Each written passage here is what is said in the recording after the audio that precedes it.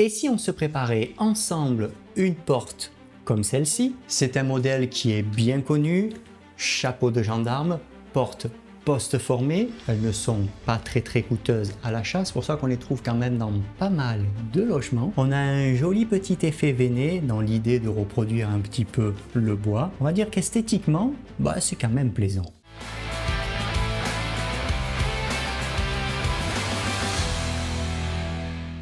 Salut tout le monde, c'est Gis, merci de me retrouver sur Coach Perso Déco. On va voir ensemble tous les travaux préparatoires qu'il y a à entreprendre sur ce type de porte. Généralement, il n'y a pas grand chose à faire, elles sont parfois pré-peintes, ce qu'on appelle blanchies d'usine, mais elle peut avoir reçu des petits coups, des petits chocs. Ce genre de porte, quand on veut faire vraiment un très beau travail, donc c'est-à-dire que derrière on veut appliquer une belle laque, il y a quand même un petit peu de travaux préparatoires à entreprendre. Avant de commencer les toutes premières opérations, une chose qui est très importante, là moi j'ai deux tréteaux architecte. J'ai mis ici ce qu'on appelle des profilés U. Ce sont des profilés de protection en mousse de polyéthylène. C'est souple et surtout ça va bien protéger ta porte pour éviter des traces, mais surtout des rayures. Je te rappelle également que si tu as besoin de matos, de peintre et de plaquiste, il y a la petite boutique du coach. Je me suis mis dans la condition, et c'est peut-être ton cas, d'avoir une porte qui a été stockée entre guillemets dans un coin. Il y a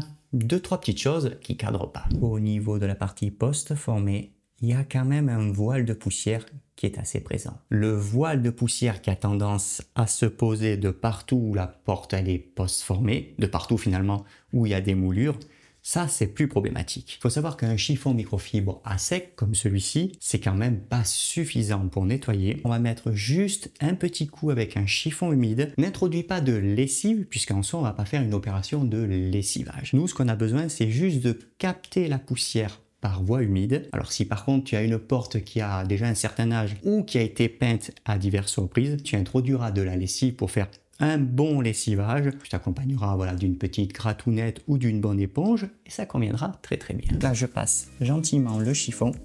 J'ai rien fait et tu vois ce fameux voile à sec, il part pas correctement sur ce genre de porte. Parce que ce côté un peu graineux, granuleux, ça retient quand même pas mal la poussière. S'il y a des petites cochonneries, tu peux un peu les nettoyer.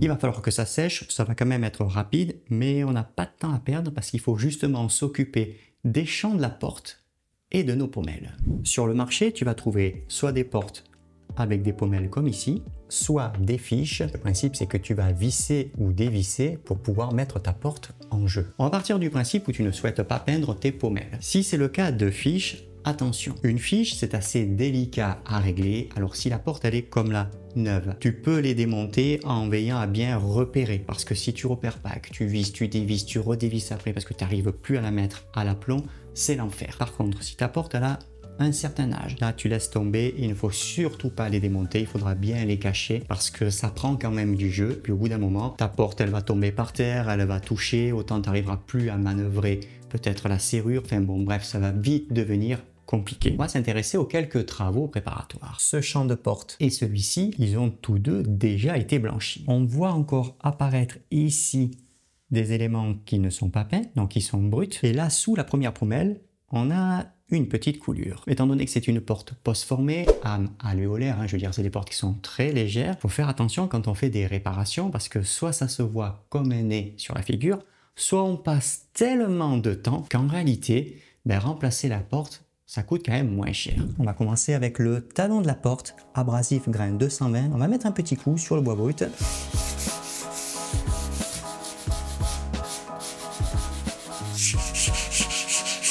À 45 degrés.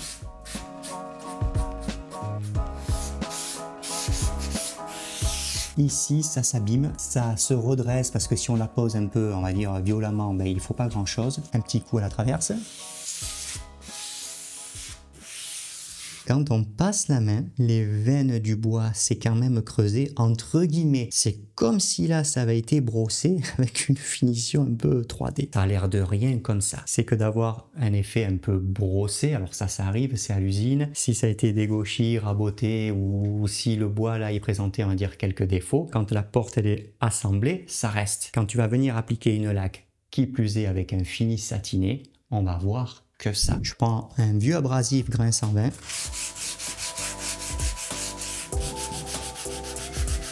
Là, j'ai quand même pas mal adouci. À la différence du zone comme ici où j'ai pas encore poncé, il y a quand même une sacrée différence et c'est vraiment sur l'esthétique, donc vraiment le rendu visuel que ça se joue. Voilà, on nettoie bien.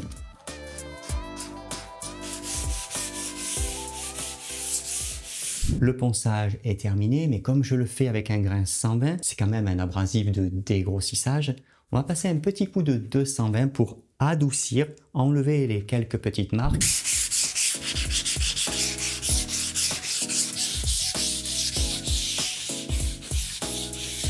Ponçage du champ, c'est terminé. On a les coulures. Je vais commencer avec le grain 220 gentiment. On va venir vraiment estomper la goutte. On est dans la minutie aujourd'hui. Le challenge, il faut surtout pas marquer ici la partie post-formée, vraiment la partie du grain. Ça se voit, c'est très laid. J'ai pas fait de dégâts encore, mais on commence à voir un petit peu la couche en dessous. On passe au grain 320, très léger.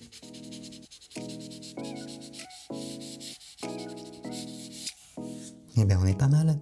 J'ai plus de surépaisseur, j'ai pas fait de dégâts.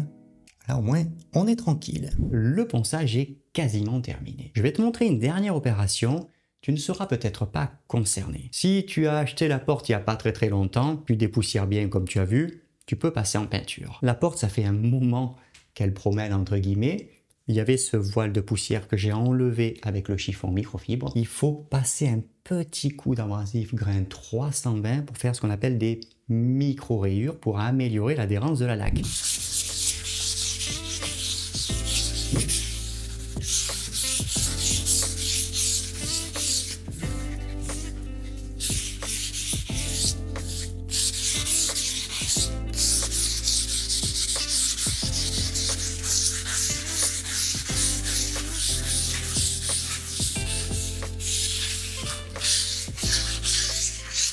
Je repasse un coup de chiffon par voie humide si pour diverses raisons tu n'as pas utilisé l'abrasif grain 320 pour poncer l'intégralité de ta porte. Tu pourras directement passer le coup de chiffon à sec.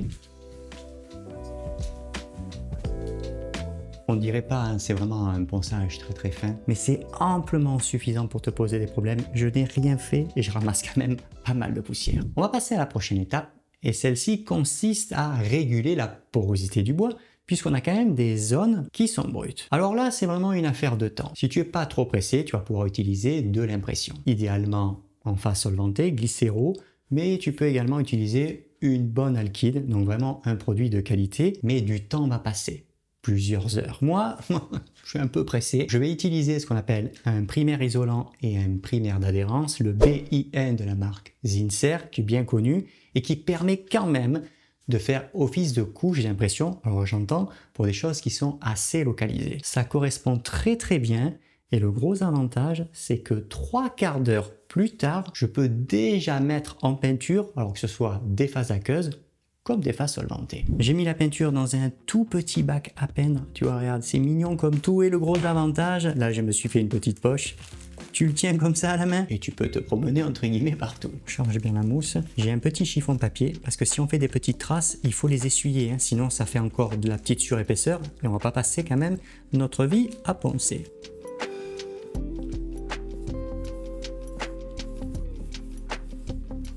Je suis sur le talon de la porte.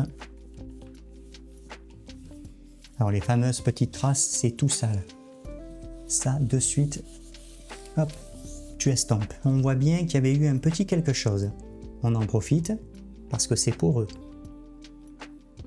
Et là, c'est pareil. Hop, tu vois, on met un petit coup gentillet, on passe un petit coup derrière parce que sinon on aura un peu de surépaisseur. Ça, c'est une zone sensible, c'est la réservation de la serrure et on a la même chose avec les pommelles. Ça peut paraître brut, on va envoyer un petit coup de primaire pour que si ça travaille, on s'aperçoive pas que si par exemple là tu as laqué d'une certaine couleur, qu'on finisse par voir le bois apparaître. C'est quand même inesthétique. Là-dedans, il faut jamais charger. Ça te fait de la surépaisseur et quand tu vas venir visser, eh ben, tu as toute la serrure qui va dépasser. Et alors ça, c'est vraiment vilain. L'avantage, c'est que le produit, voilà, il est vraiment très fluide, très liquide. Il n'y a pas ce côté pâteux. Vraiment intéressant avec ce produit. Même si ça avait été blanchi, imprimé, on est quand même un petit peu revenu au bois. Ça ne peut pas rester comme ça.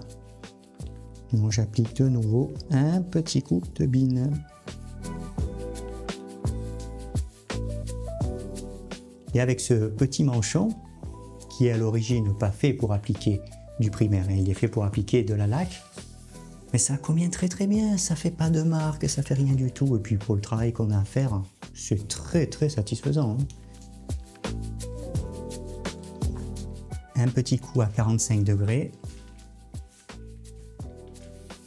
on essuie bien à plat, un petit coup dessous. Voilà, on est pas mal. Il y a du bois brut alors que ça avait été blanchi. Elle a pris un coup, le bois s'est abîmé. On va faire des réparations, mais avant de faire des réparations, il faut passer également le primaire. Ou toi, si tu as des impressions, comme là où il va falloir appliquer un produit, quoi qu'il arrive, tu imprimes pour améliorer l'adhérence de ce dernier.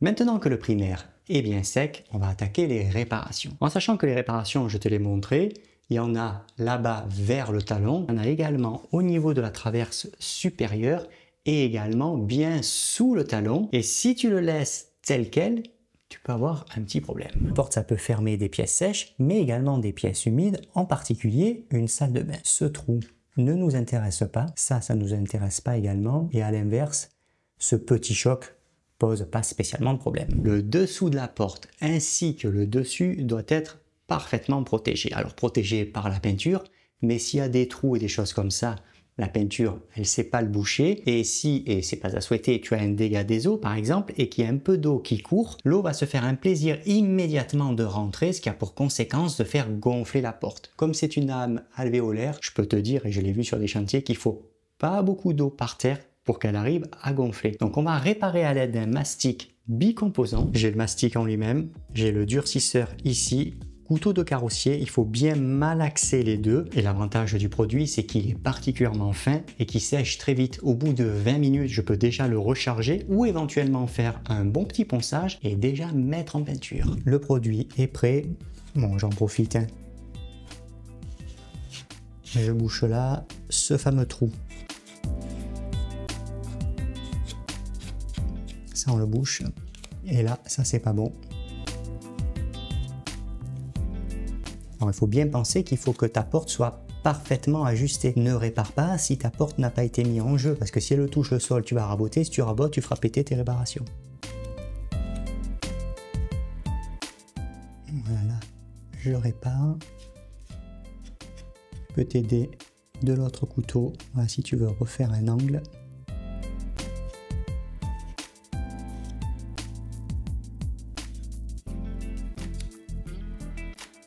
Voilà, là c'est un gros morceau. Voilà, tu chasses bien. On graisse bien ici l'intérieur.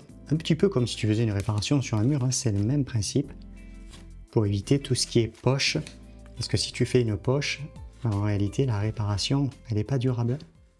C'est sec, mais comme on peut le voir, ça a creusé. Abrasif, grain 150. On va mettre juste un petit coup pour éviter les surépaisseurs. Et un petit coup de chiffon microfibre à sec, puisqu'on va refaire un peu de mastic. Allez, une dernière couche. Ici, je termine. Et là, je mets un petit coup en travers, en fait, pour bien estomper. Parce qu'il se ponce très bien, le produit, donc là, il n'y a aucun problème. Voilà, là, j'arrange. Et ce genre de surépaisseur, on évite bien à plat pour estomper. C'est bien sec. Je vais mettre un petit coup d'abrasif grain 150. Alors il est un peu vieux, ça va très bien. C'est juste pour dégrossir, tu vois, il y a un tout petit peu de surépaisseur.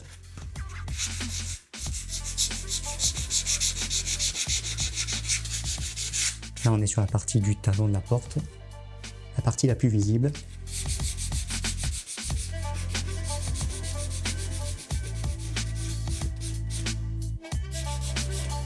Alors tu vois, j'ai dégrossi, mais je ne vais pas terminer au 150, je passe au 220.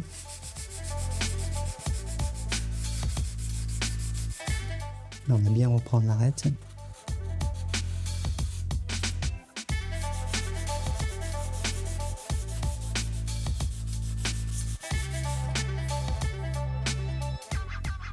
On est quand même bien propre. On passe un petit coup de chiffon microfibre à sec de partout où on a poncé, puis plus largement sur la porte s'il y a eu un peu de la poussière qui a volé. Inutile de le passer par vos limites, ça sert strictement à rien. Je vais repasser un peu de primaire pour isoler toutes les réparations que j'ai effectuées. Parce que derrière, et ça tu le verras dans une autre vidéo, je vais appliquer de la laque acrylique fini satiné. Alors attention, là pour le coup, il ne faut pas le faire avec de l'impression. Alors si tu as l'impression glycéro, ça pose pas de problème. Si tu as l'impression acrylique, il faut éviter. On isole directement avec un primaire isolant. Lorsque ton primaire isolant sera bien sec, il te restera juste à passer un petit coup d'abrasif, grain 320. C'est pour atténuer, on va dire, le léger cordage avec la brosse. Et c'est toujours dans l'idée de faire quand même un travail qui est bien soigné. L'essentiel, c'est vraiment de, on va dire, de garder ce cap si tu as envie de faire du bon travail. Peu importe le support, peu importe finalement le prix de la porte. Une porte comme ça à 30 balles ou ici une porte déjà à 80 balles. En soi, c'est pareil. Si tu veux vraiment faire un travail bien dans les règles et un travail surtout dont tu vas être satisfait parce que le boulot il est bien carré, tu as tout un tas d'opérations à entreprendre parce que là, les travaux préparatoires sont terminés. Dans la prochaine vidéo, tu verras toute la mise en œuvre, application de 2 couches de laque acrylique satiné. Notre tuto est désormais terminé. Si tu as besoin de conseils personnalisés, tu peux échanger avec moi.